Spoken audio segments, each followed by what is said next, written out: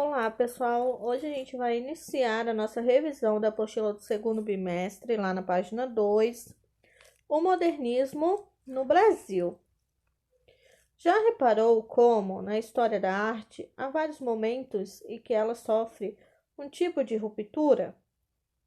Até o começo da década de 1920, os artistas brasileiros procuravam, em suas temáticas e modos de pintar, retratar apenas aspectos da realidade tal qual a enxergavam. Então, um grupo de artistas, influenciado pelo que se fazia na Europa e nos Estados Unidos, propôs um novo modo de produzir e pensar arte. Surgia assim a arte moderna no Brasil, que rompia com a mera reprodução do real e buscava resgatar e valorizar a cultura brasileira, trazendo para as artes visuais, a música, a dança e o teatro novas técnicas e formas de expressão. Então, pessoal, ali quando nós falamos de ruptura, é que se deixou, né, de representar o real, o que se enxergava, o que se via, para buscar o resgate e a valorização da cultura brasileira. Então, os artistas deixaram de fazer suas obras apenas pelo que eles viam, pelo que era a realidade, e começaram a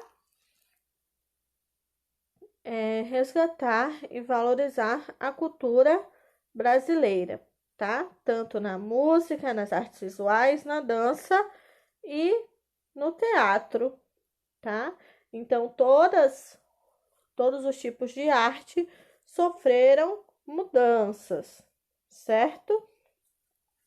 Então, ali no espaço de diálogo, nós temos duas perguntas que vocês deverão responder no caderno. Pergunta número 1. Você sabe o que foi a Semana da Arte Moderna de 1922?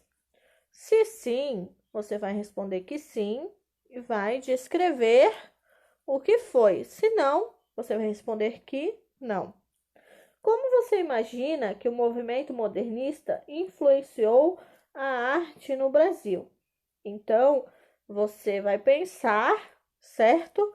No que o modernismo influenciou na arte brasileira. E vai responder a questão número 2. E agora nós passamos para a página número 3. Nós temos ali os nossos objetivos: conhecer a Semana da Arte Moderna de 1922 e seus artistas, identificar quais as características da arte moderna brasileira, reconhecer os movimentos europeus que marcaram as artes visuais no Brasil, aprender sobre a música modernista brasileira e seus principais expoentes. Então, para iniciar, nós vamos estudar a Semana da Arte Moderna de 1922 e as novas formas de pensar a arte. Em termos de estilo, os pintores de tradições artísticas anteriores ao modernismo buscavam criar um efeito de ilusão que transmitisse a criação de um efeito de ilusão, tá? Então, eles tentavam imitar do modo mais fiel possível aquilo que viam da natureza. Como podemos observar em algumas pinturas de natureza morta, paisagens e retratos, por exemplo. Então, né, os pintores de tradições artísticas anteriores ao modernismo tinham como estilo pintar aquilo que se via, aquilo que era real, tá? Então, eles tentavam imitar do modo mais fiel possível aquilo que se via na natureza, né? Então, com o modernismo, isso mudou.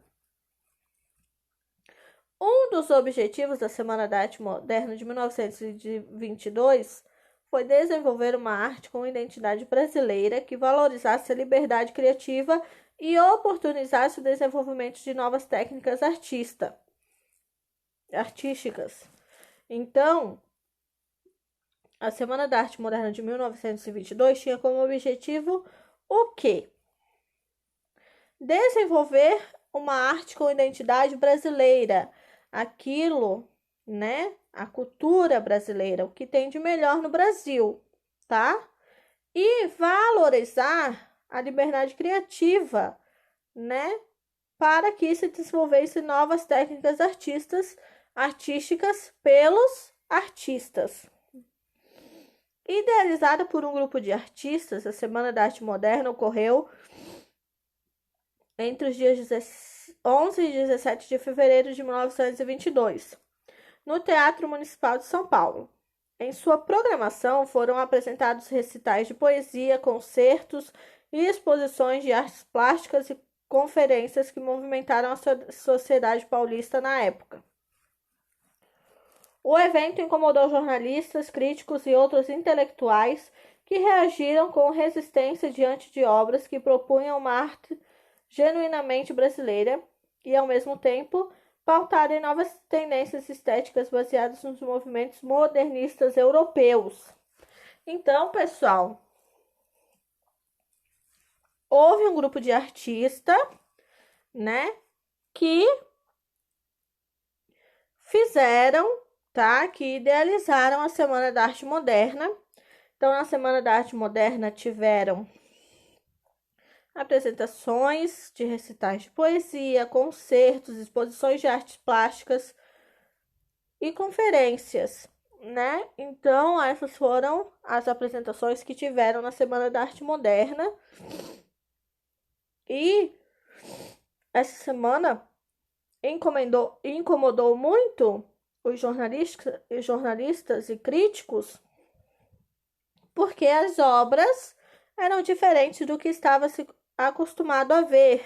Então, elas propunham uma arte genuinamente brasileira, tá? Então, ela foi pautada em novas tendências estéticas baseadas nos movimentos modernistas europeus.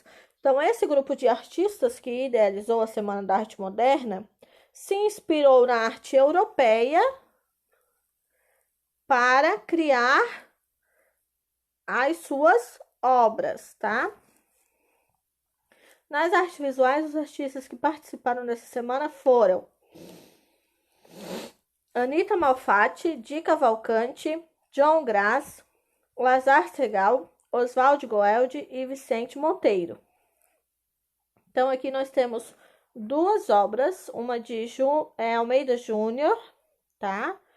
Que representa paisagens e retratos, por exemplo, de natureza morta. E o autorretrato de Anita Malfatti, certo? O que é o autorretrato? É quando a pessoa se desenha ou se pinta, tá? Então, é quando ela se representa através de um quadro. Então, agora passamos para a página 4. As obras de arte modernista apresentam técnicas de representação diversificadas em muitos aspectos. Algumas delas são cores com tonalidades fortes, pinceladas rápidas e carregadas de tinta, liberdade na forma de desenhar, já que o artista não procurava reproduzir exatamente aquilo que via, mistura da figura e do fundo, presença da geometrização, ora tentando para formas angulosas, ora para curvilíneas.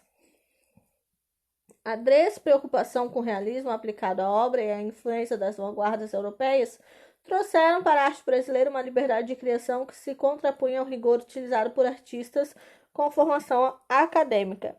Então, pessoal, as técnicas de representação, elas mudaram, tá? Então, não se representava mais fielmente aquilo que se via e o artista tinha livre arbítrio para fazer a representação da maneira que ele quisesse, que ele achasse melhor, que ia ficar mais legal e mais interessante, tá? Então, a despreocupação em ser aplicado o realismo, né, naquela obra, deixou de existir e começou a influência das vanguardas europeias, certo? Que trouxe para a arte brasileira uma liberdade de criação muito grande para os artistas. Então, aqui nós temos as nossas atividades, certo? Então, observe as obras de alguns artistas brasileiros e responda as questões da página seguinte. Então, aqui nós temos uma obra de Vicente Monteiro, uma obra de Tarsila do Amaral, certo? E uma obra de Emiliano de Cavalcante, na próxima página, na página 5. Então, aqui nós temos duas obras, certo? E na página 5 temos mais uma. Então, vocês vão analisar essas 3 obras e vão responder as 3 perguntas da página 5. 1. Quais características mais lhe chamaram a atenção nas obras? Então, vocês não vão escolher apenas uma, vocês vão falar das 3. Então, lá na obra do Monteiro, eu achei isso mais interessante. Na obra da Tarsila, eu achei isso mais interessante. Na obra do Di Cavalcante, eu achei isso mais interessante, certo? Então, o que mais lhe chamou a atenção em cada obra, você vai descrever ali na número 1. Número 2. Ao analisar as obras, você percebeu algumas das características modernistas descritas na página anterior? Quais? Então, vamos lá. Quais são as características? Cores com tonalidades fortes, pinceladas rápidas e carregadas de tinta, liberdade na forma de desenhar. Então, você vai ver, tá? Se tem alguma dessas representações, principalmente o que? A não procura, né? E reproduzir exatamente aquilo que se via, certo? Então, você vai descrever ali, tá? O que tem de características da arte modernista. 3. Em sua opinião, nessas obras, os artistas buscavam transmitir a realidade de maneira fiel? Então, vamos lá. Em sua opinião, nessas obras, os artistas buscaram transmitir a realidade de maneira fiel? Então, você vai observar as 3 obras e vai analisar o que? Está representado fielmente a realidade? Sim ou não? E daí, você vai colocar ali, descrever em poucas palavras o porquê que sim ou porquê que não, certo? Então, vocês vão responder essas 3 perguntas lá na página 5 sobre as 3 obras, né, do movimento modernista. Conexões. Perceba como as figuras volumosas e arredondadas da obra Pietà, de Vicente do Monteiro, se assemelham às formas da cerâmica marajoara, produzida por antigos povos indígenas brasileiros que habitavam a ilha de Marajó. Em 1920, esse artista se dedicou ao estudo sobre a arte marajoara das coleções do Museu Nacional da Quinta da Boa Vista. O resultado foi uma série de produções artísticas com forte inspiração na cultura desses povos. Então, a cultura marajoara é representativa da pré-história brasileira. A complexibilidade de sua organização social se expressa em sua produção de cerâmica bastante elaborada. Estima-se que essa sociedade tinha vivido entre os anos de 400 e 1400.